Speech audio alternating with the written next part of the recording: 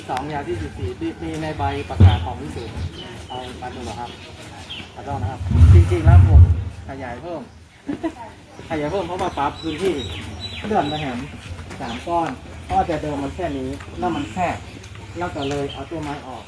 นะครับมีกว้างเพิ่มมาแหมแต่สำนักงานพูดมาคือแค่นี้ครับต้องทำเลยต้องทำเลยแต่ที่ทำแบบปกติเพราะว่าเวลาเราจะทำจากภาษาโลกที่ดีแบบจะต้องอยู่ในจะได้ในเทศหน่อยประเภทว่าน่าเกี่ยวกับเติร์เป็นอย่างแล้วก็ถ้าว่าเป็นเรื่องของโลกที่นี้ครับตรงนั้นมันขยายเป็น3 ก้อนเลยครับขยาย3 ก้อนครับตรงนี้ครับก็เรื่องของ3ขยายตรงแก้วตรงนี้มันจะมีปัจจัยกองแหงแก้วเขาจะบ่มีครับเขาจะทำราชวัตรในวันหลากหลายรูปนิมิตครับก็จะมีมาก2 ก้อนนี้ไว้ทำเครื่องหมายไว้กับข้างบนเวลาเดินจักรกรรมนี่มีปัญหาเนาะตรงนี้พอเขาขยายไปแล้วมันมีปัญหาแต่ตัวนี้นี่คงพูดประมาณเท่าไหร่พูดประมาณเมตรหนึ่งครับอันนี้เขาจะนึกออกประมาณเมตรหนึ่งไม่ได้กระดูกครับโอเคครับ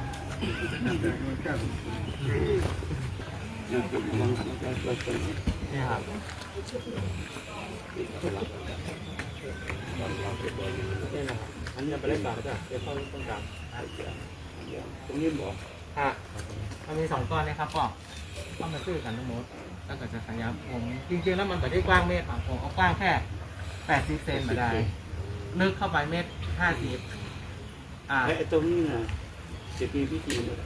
จะมีพิธีวันที่29 พฤษภาคมเลยครับแล้วพนักงานจะให้มาตั้งที่เรียกอยู่ถ้าเป็นก็ใช้ที่มันครับลูกนิมิตจะมีทางทหารเขาจะมีแท่นแล้วก็จะมีผูกนะครับมีนี้อยู่ครับมีแท่นผูกไว้แต่อันนี้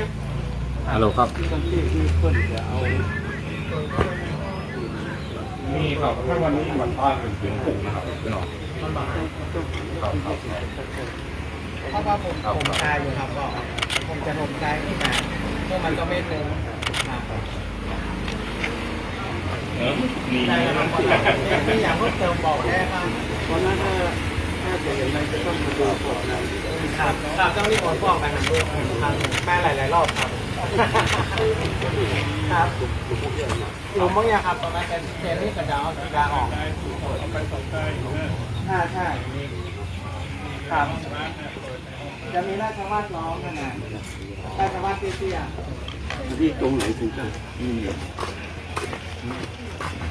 นิ่งสื่อการตั้งสื่อการครับก็ดูนะว่าทำเพราะว่าผมทำจูดไว้หมดแล้วครับ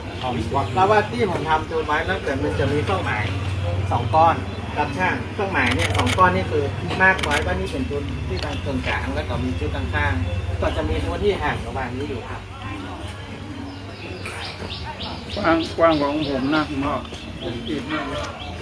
นี่สบายจะได้ของเลยทางพิจารณา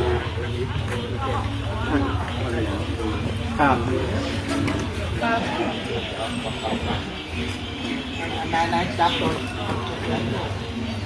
2 ก้อนเลยนี่นะครับผมร้องลงกันเลยเดี๋ยวนี่หอยแอบไปพูดหน่อยครับ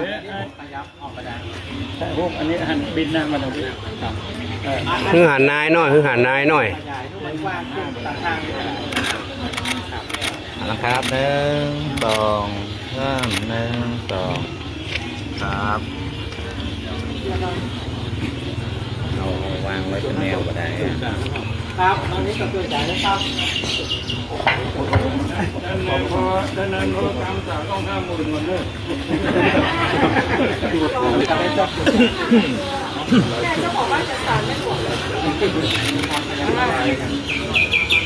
คืออันนี้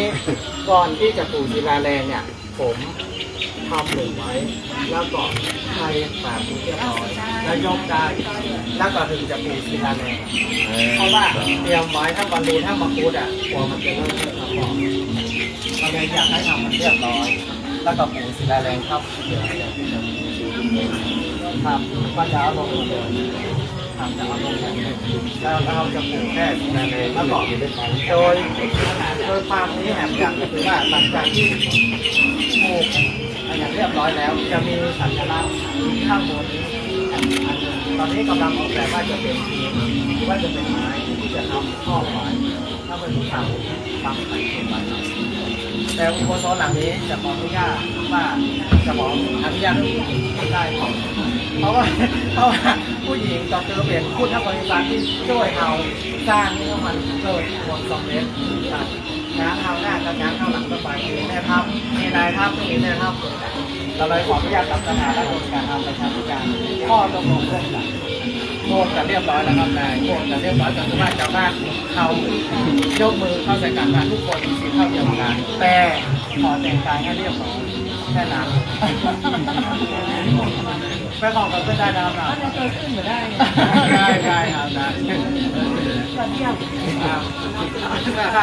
สาธุครับคือทุกคนมีส่วนร่วม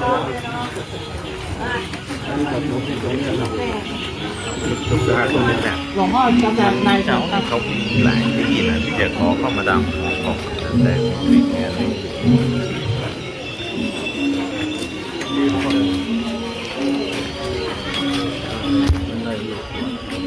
วิ่งเข้ามาเลยเข้าไปครับพี่มนต์ครับ หลวงพ่อครับ พี่มนต์ หลวงพ่อพระโคพระสงฆ์พระโคพี่มนต์ครับพี่มนต์นะครับ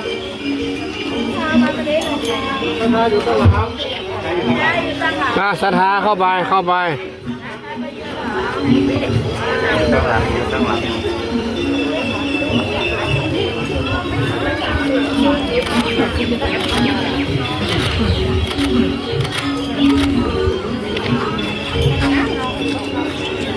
ครับ